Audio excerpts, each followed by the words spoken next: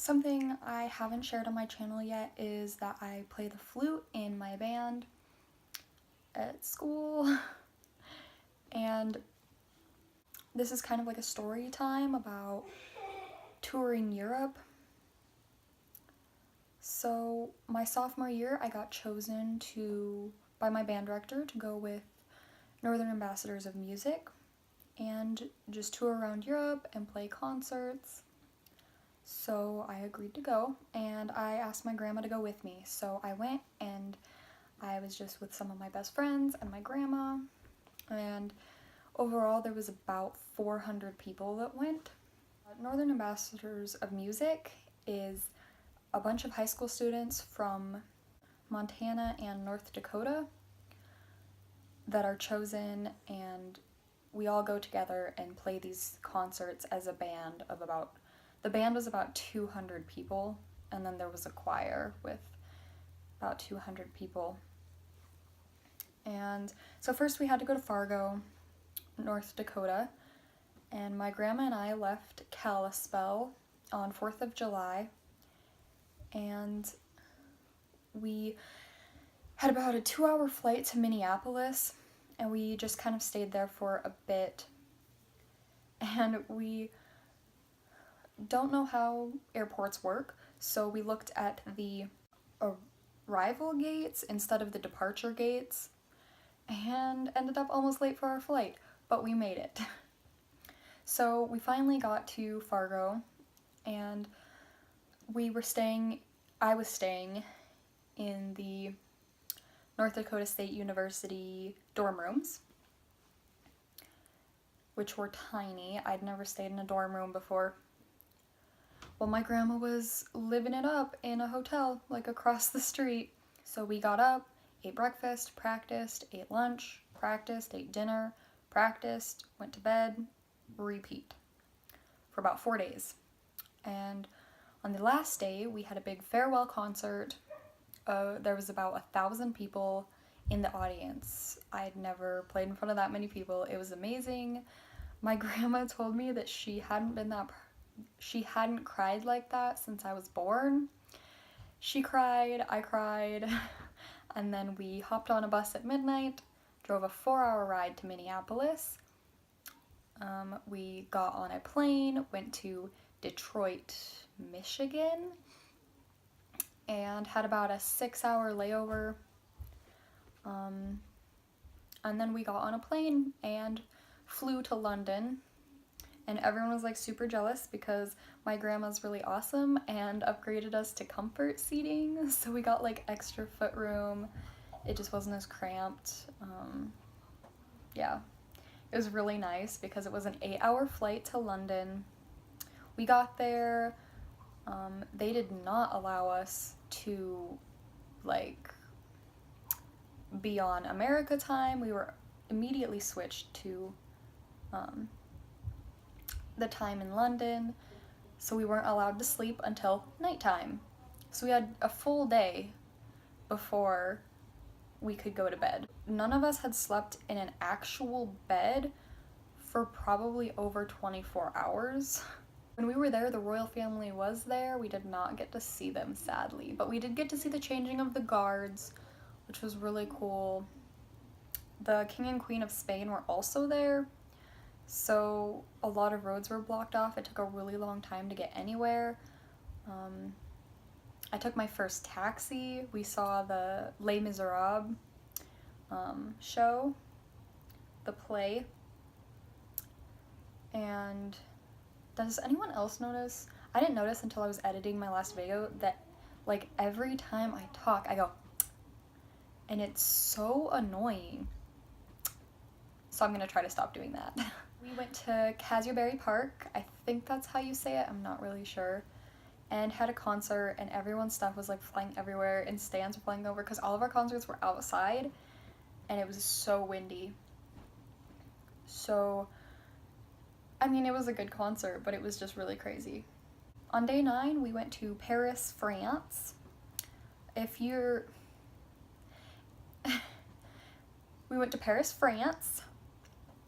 If you go to Paris, I would lower your expectations a little bit because it was really dirty, there was graffiti everywhere. It's not really the romantic city like they say in the movies. But we went on a boat ride in the Seine River, and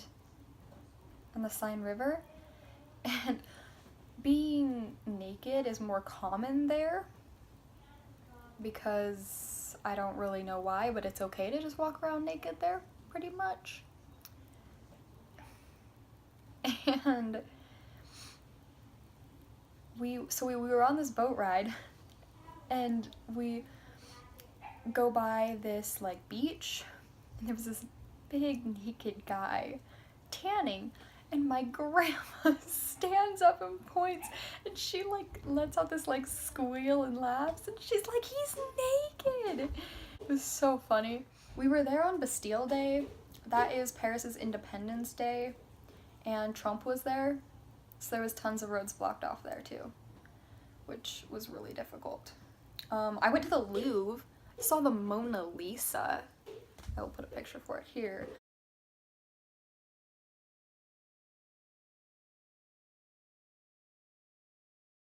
And that is not zoomed in. I shoved my way through that crowd like the tourist I was and got a close-up picture. Day 12, we went to Crans, Montana, Switzerland.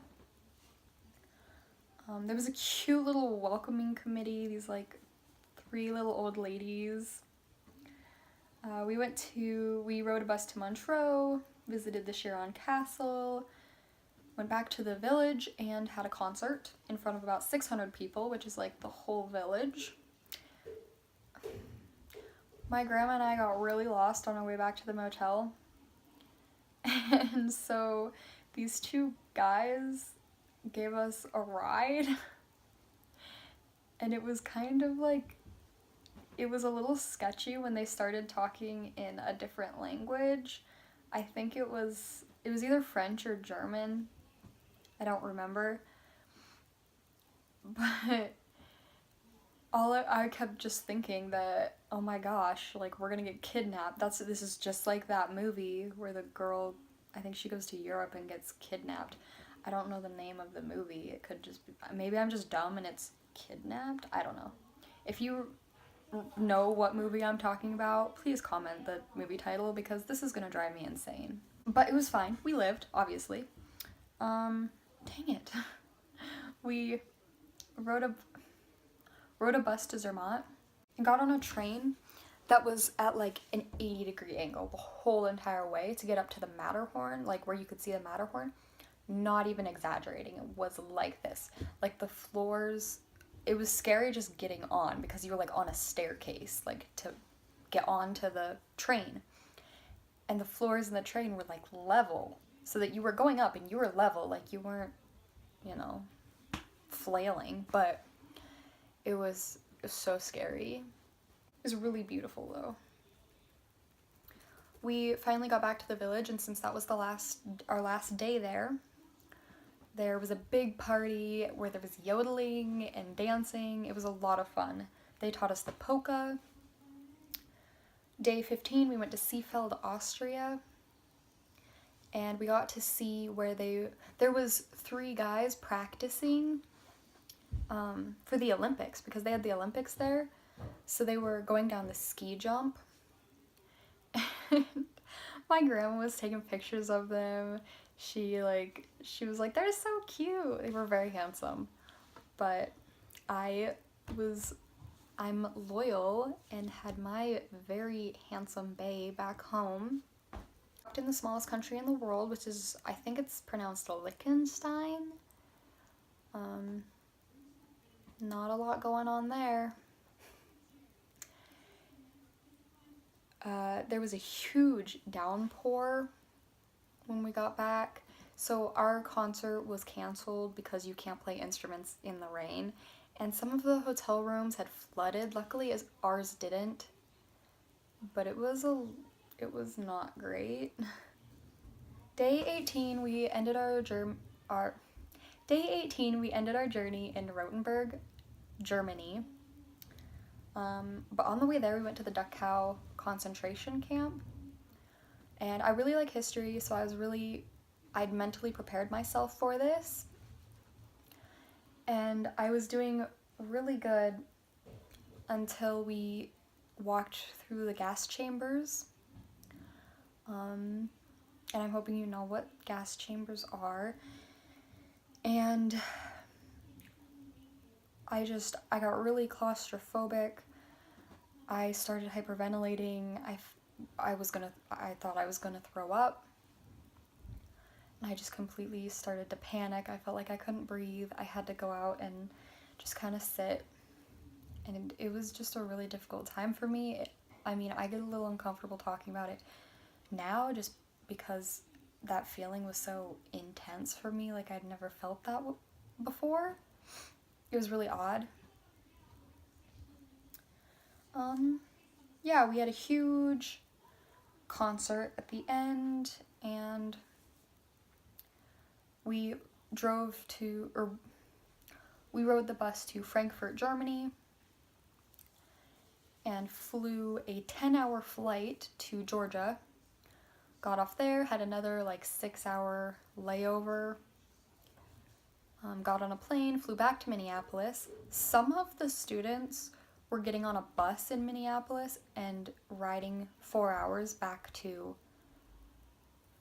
Fargo, but my grandma and I got off there and we stayed the night in Minneapolis and we flew back to Kalispell.